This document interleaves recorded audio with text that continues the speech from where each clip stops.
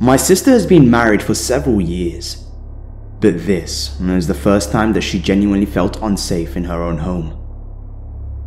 Her husband was finishing up school and they just had a baby, so she was pretty sleep deprived. She'd gotten sick and my brother-in-law wanted her to get some decent rest, so he stayed with the baby in the living room and the nursery to take care of her while my sister slept. My parents wanted to see the baby, so my brother-in-law came over to our house for a bit and just let my sister rest. And it should be noted that my brother-in-law is extremely paranoid, even though we live in a low-crime area. He's from a sketchy Midwestern town though, so it makes sense. He makes sure the doors and windows are locked before leaving, and half wakes up my sister to let her know that he's going to our house with the baby, and that he'll pick up some dinner on the way back. My sister sleepily agrees and falls back asleep. Fast forward a couple of hours. My sister has to wake up to breastfeed pump because her chest is starting to hurt. She prolongs this and tosses and turns for a while because she was still exhausted and didn't want to get up. Once she starts coming to, she realizes the house is super cold. Once she actually opens her eyes, she hears the front door shutting, but she's super out of it, assuming it's her husband. She calls out his name, but gets no answer. The room is pitch black and all of the other lights in the house are off, so she can't see anything. Suddenly, she gets a really horrible feeling that she can only describe as stepping into a freezing room.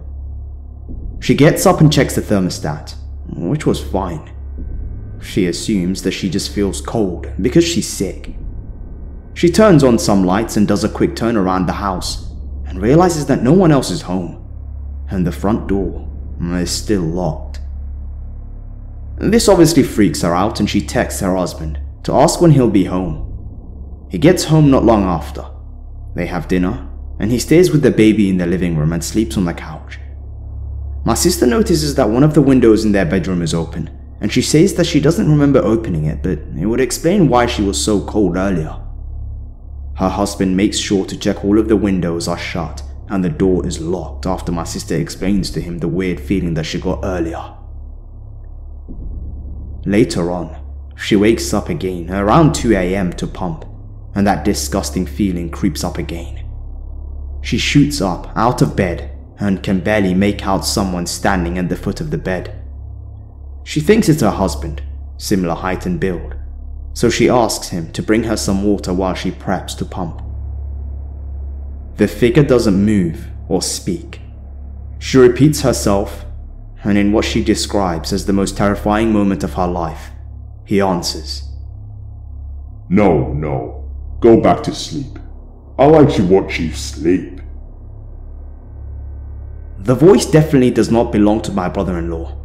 She turns on her side desk lamp and starts screaming at this creeper wearing all black. He just starts giggling. Her husband jolts out of his sleep and she scrambles for the knife that she has in her table, and the dude just jumps out of the window. He had opened it and climbed through. She knows for sure that he was watching her sleep earlier when she was napping, and it was probably him that she'd seen shutting the bedroom door earlier.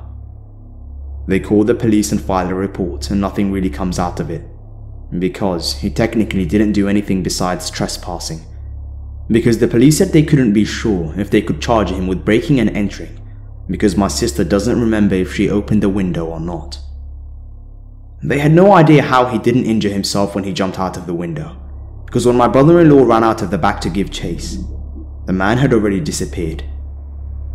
It's been a few years and nothing ever really came of the investigation, and they'd had the windows and locks replaced. So, the creepy guy that likes to watch people sleep, stay away from my family, and you better hope that we never meet.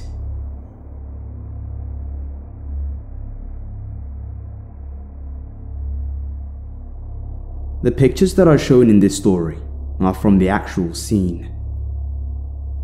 When I was 11, my family of 6 decided to make the move from suburbia to a lovely rural bungalow. I have 3 sisters, aged 9, 12 and 18 at the time. We were all excited for the privacy and isolation of our new home. For once in our lives, we would have no neighbors and a large yard to play in. Our home had a large picture windows giving us a beautiful view of the farmland around us. My parents disliked curtains because there were no neighbors and they collect dust. So we all figured, what's the point? The summer there was so much fun. Every morning I would get up and take my dog for a walk around the woods in our backyard. I absolutely adored the feeling of being alone and was enjoying the freedom of all of our new space. Fall eventually rolled around and I continued my routine of walking my dog both in the morning and after school. I remember one morning while walking my dog, I began feeling uncomfortable. I was alone in the woods. There was no one around, but I still felt as though I was being watched. I had shivers down my back the entire walk, and for an 11-year-old, I just felt really strange. My dog was acting weird too. I kept trying to go further into the woods, but she kept trying to pull me towards our shed, which you can now see on the screen. The shed rested at the very back of our yard, on the edge of the woods where the trees thin out quite a bit. I didn't like how I was feeling, so I picked up my dog and brought her back to the house and went on with my day. Days went by, and I just couldn't seem to shake this feeling of being watched, especially when I was in my bedroom, which had a huge window in it that overlooked our backyard. The view of the woods, which you can see now, that I'd previously loved, was beginning to scare me. I assumed it was just because it was fall and the forest started looking kind of gloomy. I started having nightmares about waking up in the middle of the night and seeing the picture of a man in our backyard. Weird things kept happening around our house. We all suddenly noticed that we were eating things like bread a lot quicker. Every morning half a loaf of bread would be gone, and my parents attributed this to their hungry, growing children. One evening, I woke up and heard noises coming from our family kitchen, which was just down the hall from my bedroom. It sounded like someone had come home, and I assumed it was my oldest sister. The only thing that was strange was her footsteps sounded a lot heavier than they usually do. The noise stopped very quickly, and I was able to fall back asleep. In the morning, my mum asked me and my two sisters, 9 and 12 years old, if we woke up last night to make food. We all said no, and then I asked her if it was my oldest sister. My mum then told me that my sister stayed at her friend's house last night, and then thought it was probably the dog making noise. I was terrified. I knew I heard unfamiliar footsteps. That night, I had a lot of trouble sleeping. I still felt like someone was watching me. Eventually I had fallen asleep but woke up at around 2:30 a.m. I heard noises in the house again. It was the same footsteps that I heard before. I stayed in bed and felt paralyzed. I rolled over and faced the window, hoping that if someone came in my room, they'd think that I was asleep. The noises stopped and I closed my eyes as hard as I could. I told myself that I was just imagining things and that monsters aren't real. About an hour must have gone by and I eventually opened my eyes. When I looked out of the window, I swear to God, I could see a man standing in our backyard watching our house. The photo that you see is an edit of where I saw him. I was terrified enough that I didn't move at all until eventually I fell asleep again. I was so relieved to wake up alive that morning, but was still terrified of our backyard. I ran into the kitchen to tell my mum what I saw and refused to walk the dog.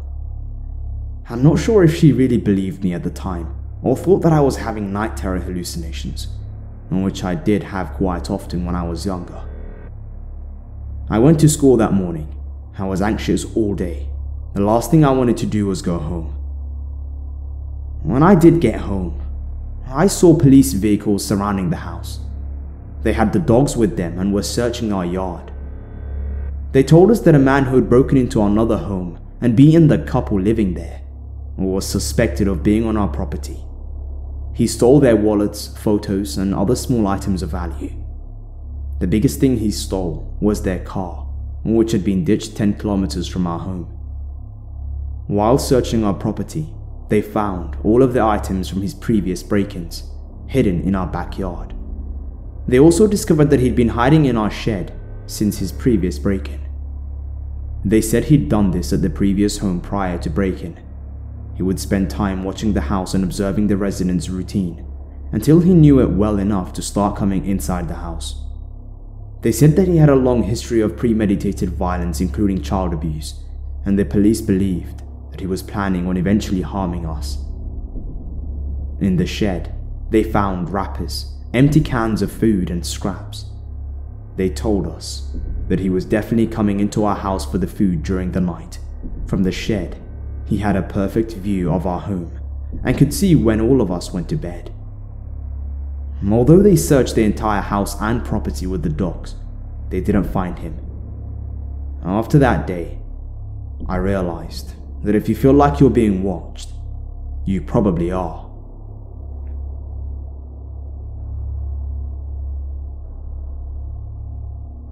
About 10 years ago, I was 18 or 19 years old and had just moved out of my mum's house for the first time. I had a job as a barista, so I wasn't making much money and had to settle on a shitty studio apartment. My sister used to joke with me that the building looks like an old insane asylum turned apartment complex. Needless to say, I didn't have the most classy high-end neighbors, but rent was cheap and it was on the bus line and close enough to my mum's house, so it worked for me. One night, I was home watching TV. It was about 11:30 p.m. and I hear a knock on my door. This was odd because the apartments were all secured at entry, and if you didn't have a key, you had to buzz into the manager and they had to unlock the door for you. When I looked through the peephole, I saw an older black lady fidgeting. I grew up in the suburbs, so I had zero street smarts and was very naive. I opened the door partway. She immediately starts rambling, tells me that she needs to borrow my phone to call a cab. She starts talking about how she needs to get over to her sister's house because someone was sick. All this time, she's trying to look around me to see into my apartment. I got this overwhelming feeling that something wasn't right, and so I told the lady that I don't have a phone set up in my apartment yet. I told her that there was a payphone down the street a couple of buildings over. When I tried to close the door, she kinda pushed me back a bit to try and get her foot in the way so I couldn't close it. She started rambling again. She didn't have any change. She needed to use the restroom. Her poor family friend, pet, or something along those lines needed her there as soon as possible. The whole time she's switching and fidgeting around, I finally managed to push her out of the door frame and shut the door in her face. She knocked a couple of more times and then ended up wandering off. Now, all that would have been creepy enough, except about 10 minutes later, I hear a thump at one of the windows. Like I said, the apartment was cheap, so they just had windows and no screens. I went over to look out and see the same lady standing on the ground, but now she's with a black dude, just as run down, and he had set up a ladder against the side of the building. I was on the second floor, so the ladder easily reached my window. The black guy then started climbing up the ladder towards me. I opened the window and shouted at him, asking him what the hell he was doing, and that's when I saw that he had a hammer in one hand. Without thinking, I grabbed the top of the ladder and pushed it back. You'd be surprised at how hard it is to tip over a ladder with someone climbing it. Nothing like the Tom and Jerry cartoons. He managed to jump off before it fell. They both stood at the bottom of my window, yelling at me and staring at me. That's when I picked up my phone and started to call the police. Once they saw me calling the police, they hightailed it out of there. When the police came, I filed a report, but they were never caught. They never came back, but it still creeps me out thinking about what would have happened to me if I had let that woman into my place.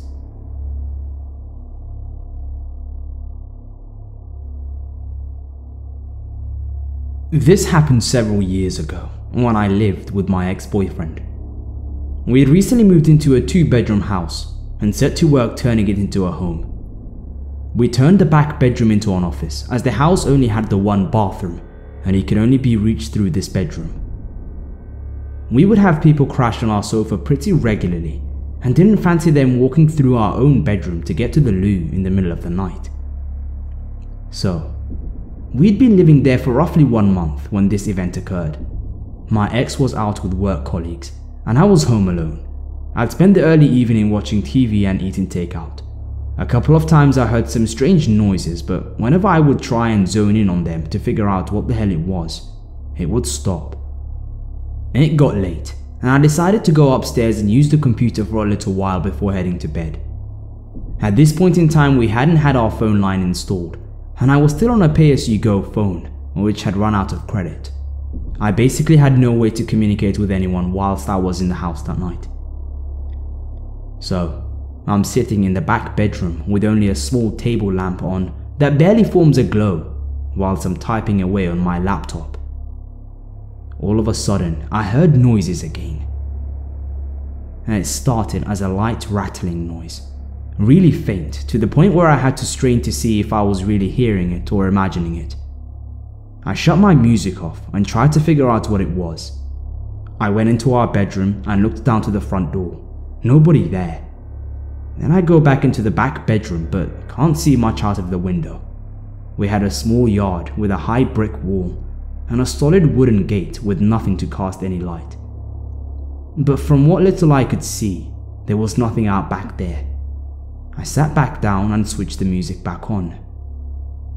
Maybe 10 minutes later, I hear this eerie, screeching sound like metal on metal, again very faint, as if whatever was making it was trying desperately to be quiet. I was getting more than a little freaked out by this point, so I went into our bedroom to retrieve this heavy iron rod that we'd found in the back of the built-in wardrobe.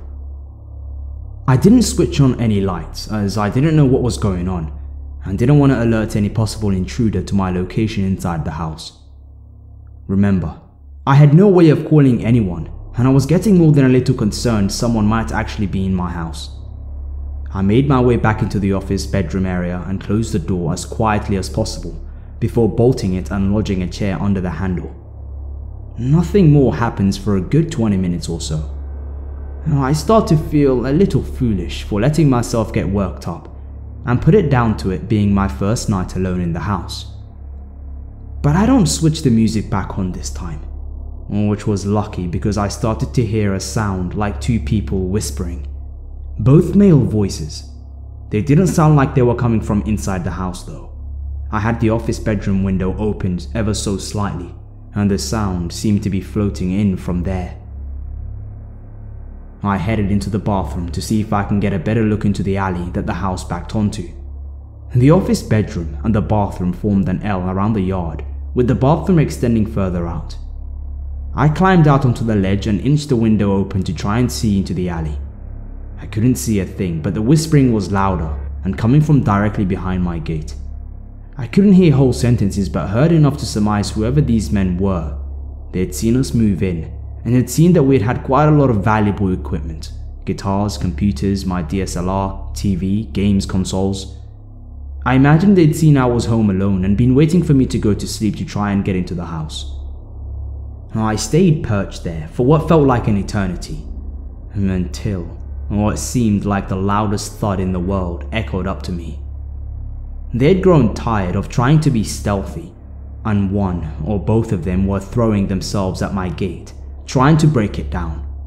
I could see it shuddering under the blows, and could only imagine how large these men must be.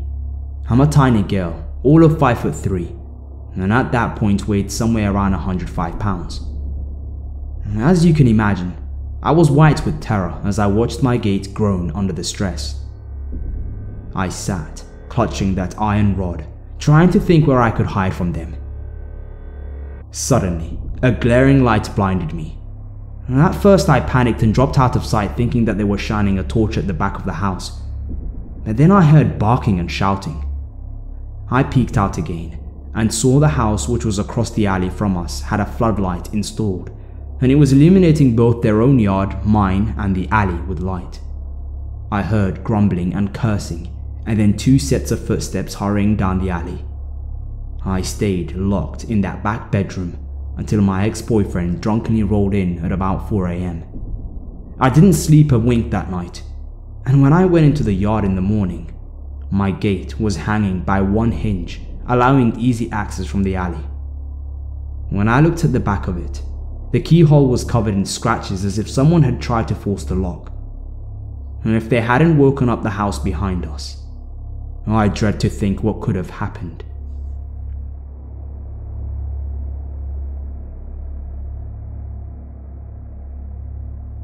This just happened a few hours ago, and I'm still feeling kinda sick and shaky because I haven't slept at all. At least the sun is coming up now, and I feel a little safer leaving my bedroom. My husband is out of town this weekend, and last night, I stayed up a little later than usual just watching TV and wrapping Christmas presents. I got to bed around midnight. I didn't sleep well. Around 3 a.m., I was woken up by a loud, fast knocking sound. But I tend to have really vivid dreams, so even though I woke up and my heart was racing, I didn't realize the sound was real at first. Then, I heard it again. And I know what it sounded like to me. And it sounded like someone was trying to break down my front door using only their fist.